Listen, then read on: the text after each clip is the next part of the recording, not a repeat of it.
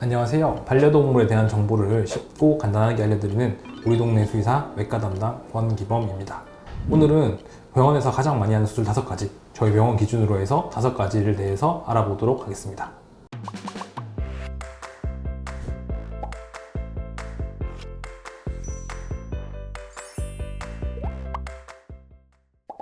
지난 1년간 여러 가지 수술들을 많이 진행을 했는데요. 베스트 5이기 때문에 5위부터 진행해 보도록 하겠습니다. 먼저 5위. 5위는 골절 수술이 되겠습니다. 골절은 당연히 이제 다리가 부러지는 것들, 아니면 다리 말고도 사실은 많은 부분들이 부러지는 경우들이 많이 있을 수 있어요. 엄밀히 말하면 치아가 부러지는 것도 골절에 해당하는 부분들이 될 거고, 당연히 앞다리, 뒷다리 다쳐서 오는 친구들도 많고, 경우에 따라서는 갈비뼈라던가 최근에 어떤 친구 중에 척추뼈가 부러진다거나 이런 경우들도 많이 있었습니다.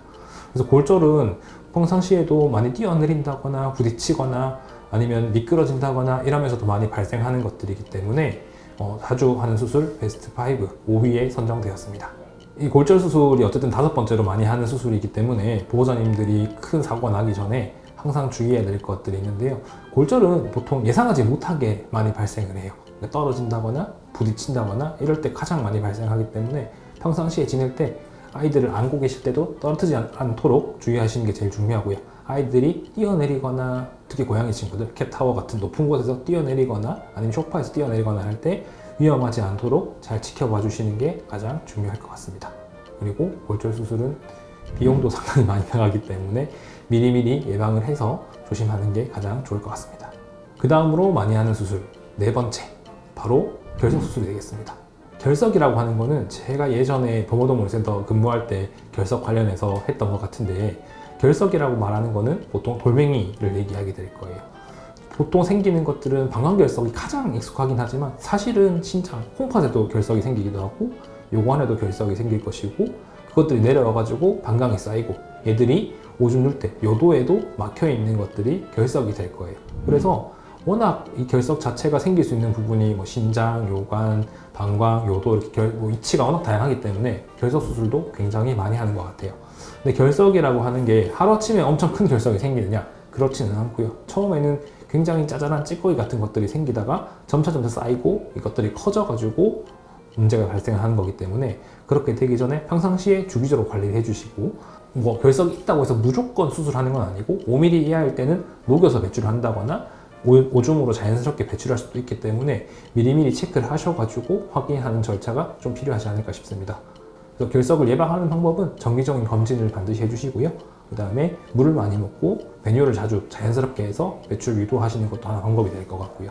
항상 결석이 있는 친구들은 결석 사료를 먹음으로써 결석 재발하는 것이 중요합니다. 그래서 사료 주시거나 간식을 주실 때도 결석이라던가 이런 것들이 발생한 친구들은 항상 주의해서 추가적인 발생이 없도록 예방해 주시는 게 가장 중요할 것 같습니다.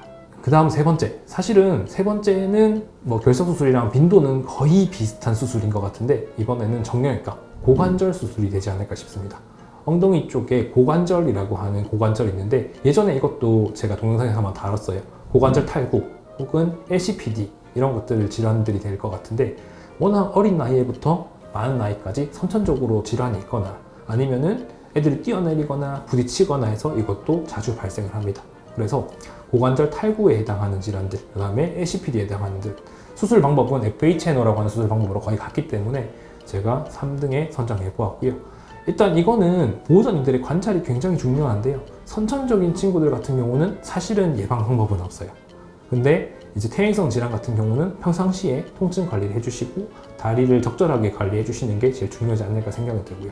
선천적으로 다리를 불편해하거나 뭔가 이상이 있으면은 병원에 가셔가지고 근육 위축이 발생하기 전에 엑스레이를 찍어보고 빠른 수술적으로 교정을 해주시는 게 수술 후에 이유가 굉장히 좋을 수밖에 없습니다.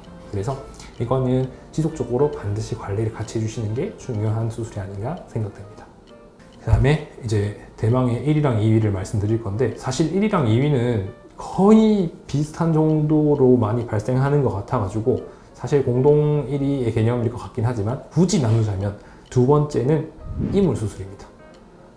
이물수술이라고 하는 것들은 사실은 강아지들이 먹으면 안 되는 것들을 이물이라고 통칭해서 부르게 되는데요.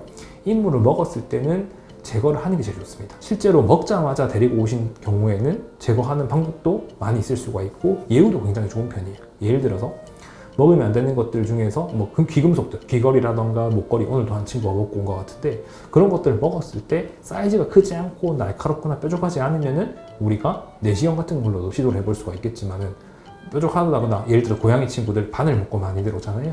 그런 경우에는 내시경으로 하는데 조금 많이 위험할 수도 있습니다. 그래서 수술적으로 많이 제거를 하는 경우가 많고요. 그거 말고도 사실은 보호자님들이 주고 난 다음에 모르고 애들이 구토하거나 다른 이상 증상이 있어가지고 확인한 경우가 있습니다. 이럴 때는 보통 위에서 꺼낼 수 있는 게 아니고 소장이나 대장에 막히게 되어서 애들이 구토를 일으키게 되고 컨디션이 점점 떨어지고 밥도 잘 못 먹고 변을 잘 못 누거나 설사하는 경우도 있어요. 이래서 보통 문제가 많이 생기는데 예를 들어서 씨앗이라던가 최근에 왔던 친구 같은 경우는 그 홍시 꼭지 같은 것들 이런 것들도 먹고 그런 경우도 굉장히 많습니다. 그래서 항상 음식을 주실 때는 조심해야 되지 않을까 생각합니다. 그래서 이물 예방하는 방법은 아마 송건 원장님도 많이 해주셨을 거고 저도 많이 했던 것 같은데 이물은 보호자님들이 첫 번째 철저히 확인해 주시고 급여할 때 신경 써주시는 게 제일 좋고요. 두 번째는 혹시나 산책 나갔을 때 땅에 떨어진 걸 주워 먹진 않는지 그 다음에 실내에서도 땅에 뭔가 애들이 먹을 만한 것들을 주지 않는 게 가장 좋은 방법이 되지 않을까 생각됩니다. 그리고 가장 많이 하는 수술 첫 번째는 아마 슬개골 수술이 아닐까 싶습니다. 물론 중성화나 이런 수술들은 오늘 제외를 하고 말씀드리는 거기 때문에 가장 질병적으로 문제가 생겨서 많이 하는 수술 중에 하나는 이제 슬개골이지 않을까 생각은 들어요. 예전에는 자궁충동증 수술도 굉장히 많이 했는데 최근에 보호자님들의 인식이 좀 많이 바뀌고 해서 최근에는 진짜 많이 자궁충동증이 건 줄었던 것 같아요. 대신에 슬개골이 발생하는 빈도가 굉장히 많고 수술을 실제로 가장 많이 하는 것 중에 하나가 아닐까 생각이 됩니다. 슬개골은 보호자님 오실 때마다 설명드리고 병원어머니센터의 박성민 원장님이나 슬개골 흑집으로 워낙 우리가 영상을 찍은 게 많아요. 참고해 보시면 좋을 것 같긴 한데 슬개골이 발생하는 원인은 외상성, 부딪히거나 다쳐서 발생하는 원인도 많지만 사실 선천적인 이유도 많아요. 아무 문제 없이 건강하게 잘 지냈지만은 갑자기 슬개골이 있는 경우도 있을 수가 있고 안쪽으로 이미 다리가 많이 삐져나와서 변형이 된 후에 병원에 오는 경우도 사실 많이 있습니다. 그래서 슬개골 같은 경우는 예방을 하는 방법들이 굉장히 중요한데 첫 번째는 슬개골이 있는지를 먼저 알고 있는 것도 중요합니다. 그래서 병원에 가셔가지고 이거는 뭐 크게 엑스레이 찍거나 이런 거 아니더라도 대부분의 원장님들이 간단한 촉진만으로도 어느 정도 진단을 할 수 있기 때문에 꼭 병원에 가서 정기적인 검진을 받으시는 게 제일 중요하고요. 슬개골 탈구가 있다고 해서 무조건 바로 수술을 하진 않아요. 단계에 따라서 우리의 상태에 따라서 확인을 하고 그 다음에 수술하는 경우도 있고 관리를 해보는 경우도 있기 때문에 병원에 꼭 가셔가지고 정기적인 검진을 하시는 게 좋습니다. 그리고 탈구가 발생했다고 하면은 미끄러지지 않는 환경들, 그 다음에 너무 무리해서 운동하지 않는 것들이 굉장히 중요하지 않을까 생각은 듭니다. 그래서 오늘 이렇게까지 해서 5가지 가장 많은 수술에 대해서 알아봤는데요. 사실은 이거 말고도 뭐 여러 가지 수술들이 있긴 한데 아마 보호자님들이 지내면서 한 번쯤은 다 들어봤을 법한 수술들이지 않을까 생각이 들어요. 그래서 우리 애가 이런 문제가 없었다 하더라도 다른 친구들도 이런 문제들이 항상 많이 있을 수 있기 때문에 보호자님들께서도 우리 아이가 이런 문제가 생길 수 있겠구나 염두에 두고 항상 잘 관찰해 주시고 예방해 주시길 바라겠습니다. 오늘 내용이 도움이 되셨다면 좋아요와 구독 부탁드리겠습니다. 감사합니다.